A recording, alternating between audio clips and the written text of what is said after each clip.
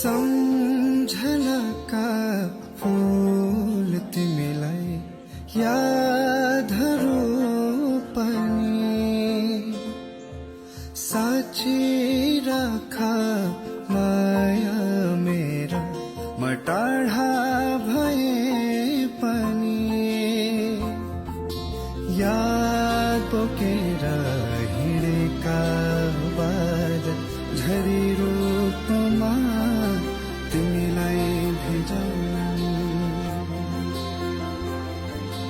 याद बोकेर हिँडेका बाद झरी रूपमा तिमीलाई भिजाउँ सम्झनाका फूल तिमीलाई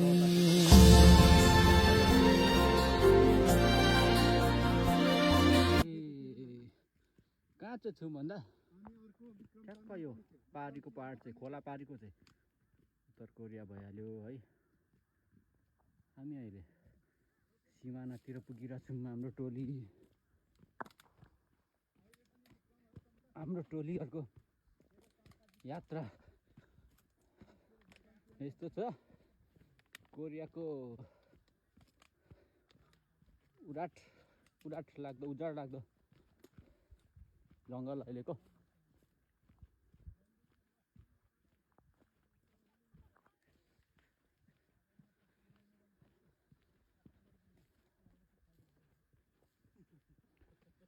यहाँबाट हाम्रो जय नेपाल गएर कटर काङ्ग्रेसी भएर आएको छ एउटा नेपाल गएर आएर कटर काङ्ग्रेसी भएर आएको छ। यसलाई नि उत्तर कोरिया पठाउनु पर्ला छ कटर काङ्ग्रेसी भएर आएको छ। यसलाई उत्तर कोरियाको भ्रमण गराउनु पर्ला छ अब वारी हामी पारी उत्तर कोरिया यस्तै छ।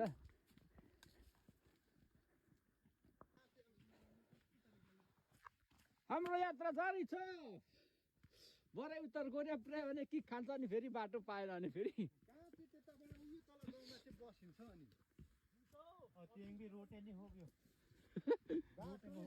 होइन यता यो डाँडाको उतापट्टि चाहिँ बस पाउँथ्यो होइन, आउँथ्यो बसहरू यतापट्टि 3000 कति बसहरू आउँथ्यो। अब यो उत्तर कोरियाको क्षेत्रतिर आइसक्यो। अब यो होइन उता पछाडिपट्टि घुम्यो भने चाहिँ ठिकै छ, तर यो बाटो चाहिँ यस्तो छ हालत चाहिँ र बस चाहिँ भरे पाएन भने नाङ्गे बेलाले के खान्छ अनि फेरि भनेको कुरा सुन्ने रहेछ नाङ्गे मैला पनि।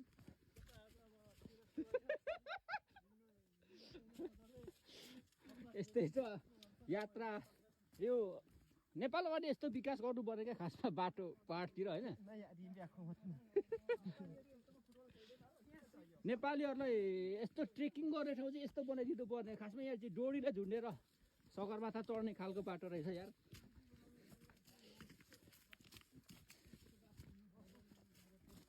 नाङ्गे मैलाले डुबायो आज।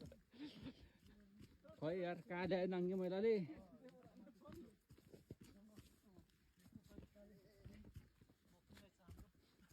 नाङ्गे मैलाले डुबायो। खै बाटो हरायो त। हराउँदैन, यो पछाडि घुम्छ होला क्या घुम्न चाहिँ। अनि इगल नानुङ्ला देखो यार